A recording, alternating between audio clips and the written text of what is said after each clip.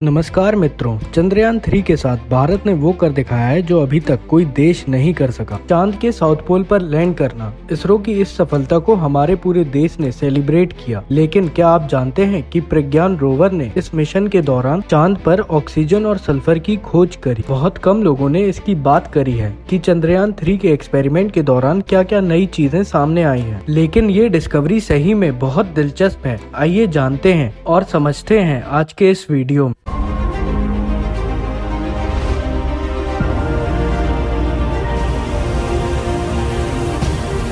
23 अगस्त 2023 वो दिन था जिस दिन चंद्रयान 3 ने सक्सेसफुल लैंडिंग करी। अगले दिन 24 अगस्त को विक्रम लैंडर ने प्रज्ञान रोवर को एक रैंप के जरिए नीचे उतारा अपने मिशन को शुरू करने के लिए। इसरो ट्विटर के जरिए हमें रेगुलर अपडेट्स भी दे रहा था। 25 अगस्त के इस वीडियो में आप लोग देख सकते हैं कि कैसे प्रज्ञान रोवर विक्रम लैंडर से दूर जा रहा है। 24 अगस्त से लेकर 4 सितंबर तक लगभग 12 दिन तक विक्रम और प्रज्ञान ने चांद पर अपनी ऑब्जर्वेशन ली। इसके बाद इन्हें स्लीप मोड में डाल दिया गया, लेकिन उम्मीद करी जा रही है कि ये दोबारा जागेंगे। इसकी बात मैं आगे करूंगा। उससे पहले समझते हैं कि इन्होंने 12 दिन तक क्या क्या ऑब्जर्वेशन ली। बात है 27 अगस्त की, जब विक्रम लैंडर पर लगे चेस्टे इंस्ट्रूमेंट ने अपनी पहली रीडिंग्स ली। चेस्टे का फुल फॉर्म है चंद्र सरफेस थर्मोफिजिकल एक्सपेरिमेंट। इसका काम चांद के मिट्टी के टॉप सॉइल पर टेम्परेचर मेजर करना और ये समझना कि चांद की सतह पर तापमान कितना वेरी करता है। तापमान नापने का काम चेस्टे पर लगा हुआ एक टेम्परेचर प्रोब करता है। चेस्टे पर खुद अपने 10 अलग अलग सेंसर्स लगे हुए हैं और ये टेम्परेचर का प्रोब चंद्र के सरफेस के 10 सेंटीमीटर नीचे तक जा सकता है। जो यहाँ रीडिंग इसने ली वो बहुत ही शॉकिंग थी। इस ग्राफ को देखिए, यहाँ ऑब्जर्व किया गया कि चंद्र की सरफेस में 1-1 सेंटीमीटर नीचे जाने पर टेम्परेचर 10-10 डिग्री सेल्सियस तक बदलता है। सरफेस पर टेम्परेचर ऑलमोस्ट 60 डिग्री सेल्सियस था, लेकिन सिर्फ 8 सेंटीमीटर नीचे जाकर ये टेम्परेचर -10 डिग्री सेल्सियस हो जाता है। इतना बड़ा टेम्परेचर डिफरेंस सिर्फ 8 सेंटीमीटर में। और इस ग्राफ में 0 to 80 mm की डेप्थ पर दिखा रखा है कि कैसे टेम्परेचर बदल रहा है। ये पहला ऐसा प्रोफाइल है जो चांद के साउथ पोल के लिए बनाया गया है। और इसी दिन इसरो ने 2 फोटो भी पब्लिश करी प्रज्ञान रोवर की, जब वो एक बड़े से गड्ढे के केवल 3 मीटर दूर था। इस पिक्चर में आप देख सकते हो कि जो क्रेटर का डायमीटर था वो करीब 4 मीटर के अराउंड था। हमारे साइंटिस्ट नहीं चाहते थे कि प्रज्ञान रोवर इस गड्ढे में गिर जाए, तो इसकी वजह से उन्होंने प्रज्ञान रोवर का रास्ता बदल दिया। प्रज्ञान को वापस उल्टा होकर चलना पड़ा और इसकी भी कुछ इंटरेस्टिंग फोटोज आप देख सकते हो, जहां इसके पहियों का मिट्टी में ट्रैक दिख रहा है। प्रज्ञान पर लगे पेलोड्स की बात करें तो 28 अगस्त को लिप्स यानी लेजर इंड्यूस्ड ब्रेकडाउन स्पेक्ट्रोस्कोपी नाम के इंस्ट्रूमेंट ने सल्फर के प्रेजेंस को कंफर्म किया चंद्रमा के साउथ पोल पर। ये पहली बार था कि चांद के साउथ पोल पर ऑन ग्राउंड जाकर इस चीज को कंफर्म किया गया, इसलिए इसे first ever in situ measurement कहा जाता है। इस लिब्स इंस्ट्रूमेंट को इसरो के साथ डेवलप किया है बेंगलोर की लेबोरेटरी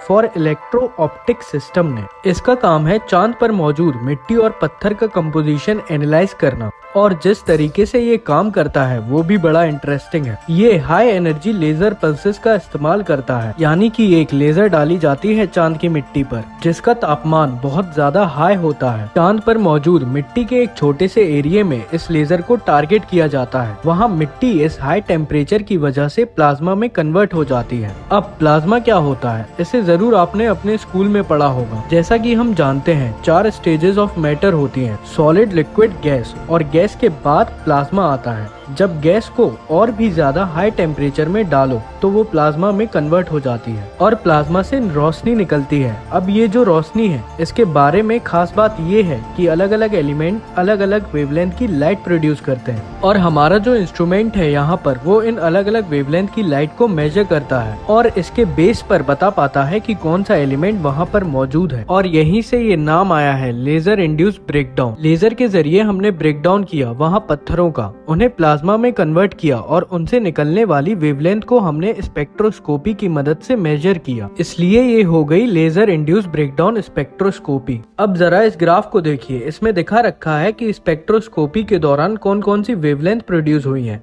और हम ऑलरेडी जानते हैं कि कौन सा एलिमेंट कौन सी वेवलेंथ ऑफ लाइट को प्रोड्यूस करता है। इसलिए जो जो वेवलेंथ ज्यादा प्रोड्यूस हुई है, हम इससे देखकर बता सकते हैं कि कौन कौन से एलिमेंट मौजूद हैं चांद की मिट्टी में। यहाँ देखो, एल्यूमिनियम है, Fe यानी आयरन है, Ti यानी टाइटेनियम है, सल्फर है, कैल्शियम है, Cr यानी क्रोमियम है। नासा के प्रोजेक्ट साइंटिस्ट नोहा पेट्रो बताते हैं कि रशिया और अमेरिका के अपोलो और लूनर मिशन ने 1970s के समय में भी सल्फर की प्रेजेंस देखी थी चांद पर, लेकिन उस टाइम की टेक्नोलॉजी इतनी ज्यादा एक्यूरेट नहीं थी और पहली बार एक्सपेरिमेंट करके देखा गया है ऑन ग्राउंड। इससे पहले केवल ऑर्बिटर के थ्रू पता किया गया था। लिब्स जो टेक्नोलॉजी इस्तेमाल की गई है वो बहुत ज्यादा एडवांस है और पहली बार सल्फर की डिस्कवरी फॉर श्योर बताई जा रही है। सल्फर के अलावा मैग्नीज, सिलिकॉन और ऑक्सीजन जैसे एलिमेंट को भी कंफर्म किया गया है। अब आप लोग पूछोगे ऑक्सीजन कैसे हो सकती है चांद पर, तो मैं आप लोगों को बता दूं, ऑक्सीजन एक्चुअली मौजूद है चांद की मिट्टी और चांद के पत्थरों में। ये ऑक्सीजन O2 गैस के फॉर्म में एटमॉस्फेयर में मौजूद नहीं है, क्योंकि चांद पर कोई एटमॉस्फेयर नहीं होती है,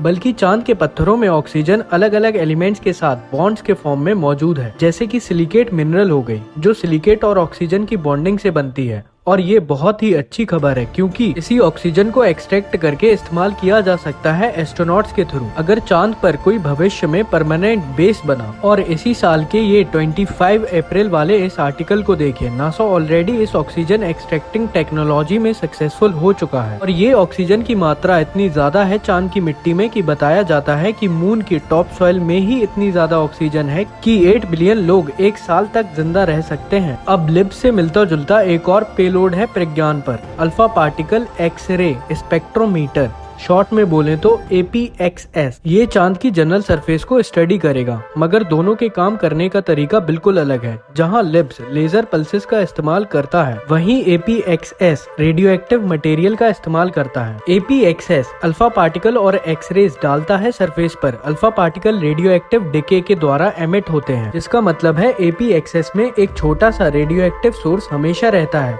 जब ये अल्फा पार्टिकल और एक्सरे चांद के सरफेस पर जाकर टकराती हैं और चांद के सरफेस के एटम इनसे इंटरेक्ट करते हैं, तो सरफेस पर मौजूद मटेरियल के इलेक्ट्रॉन लूज हो जाते हैं और वो खुद एक्सरे एमिट करने लगते हैं। फिर इस सरफेस से निकलने वाली एक्सरेज को APXS ऑब्जर्व करता है, अलग अलग एलिमेंट्स आइडेंटिफाई करने के लिए। यानी इसी से इसका नाम भी आया है, alpha particle x ray spectrometer APXS। अगर आप प्रोसेस समझ जाओगे तो आपको नाम याद रखने में बहुत आसानी होगी। अब आते हैं हम विक्रम लैंडर पर। तो 31 अगस्त को इसरो ने एक रिपोर्ट रिलीज करी रंभा की फंक्शनिंग पर।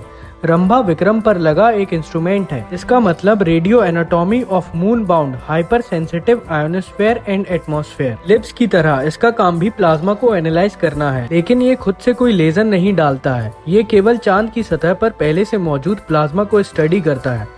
ये जो इंस्ट्रूमेंट है वो 5 सेंटीमीटर का मेटेलिक स्फेरिकल प्रोब है, जो 1 मीटर ऊंचे पोल पर लगा हुआ है विक्रम के अपर डेक पर। इसे केरला के स्पेस फिजिक्स लेबोरेटरी में डेवलप किया गया था। Vikram Sarabhai space centre, Thiruvananthapuram. ISRO के द्वारा पब्लिश की गई ये फोटो में आप रंभा इंस्ट्रूमेंट की परछाई देख सकते हैं। चांद पर कोई एटमॉस्फेयर नहीं है, मगर छोटा अमाउंट प्लाज्मा का नेचुरली एग्जिस्ट करता है, और यही चीज रंभा ने पाई। अप्रोक्सीमेटली 5 to 30 मिलियन इलेक्ट्रॉन पर क्यूबिक मीटर मात्रा में ये लूनर सरफेस पर मौजूद है। ये इतना कम है, इसलिए इसे रिलेटिवली स्पार्स कहा गया है। इसरो ने इसे मेजर करने के लिए इलेक्ट्रिक करंट का इस्तेमाल किया। रंभा बहुत छोटे छोटे इलेक्ट्रिक करंट को मेजर कर सकता है। पिको एम्पियर्स में, करंट को एम्पियर्स में मेजर किया जाता है, और ये पिको एम्पियर है, मतलब 10 to the power -12। अब आपके मन में ये आ रहा होगा कि इससे हमें क्या पता चलता है। तो इससे हमें पता चलता है कि रेडियो वेव्स आराम से प्रोपगेट कर सकती हैं चांद की सरफेस पर बिना ज्यादा इंटरप्शन के। अगर ज्यादा लूनर प्लाज्मा होता तो रेडियो वेव्स का ट्रांसमिट होना थोड़ा मुश्किल हो सकता था। तो फाइनली इसकी मदद से हम ऐसी चीजें डिजाइन कर पाएंगे जिनकी मदद से कम्युनिकेशन करना आसान हो जाएगा। कि कम्युनिकेशन के लिए हम लोग रेडियो वेव्स का ही तो इस्तेमाल करते हैं। अब आते हैं हमारे लास्ट इंस्ट्रूमेंट के ऊपर,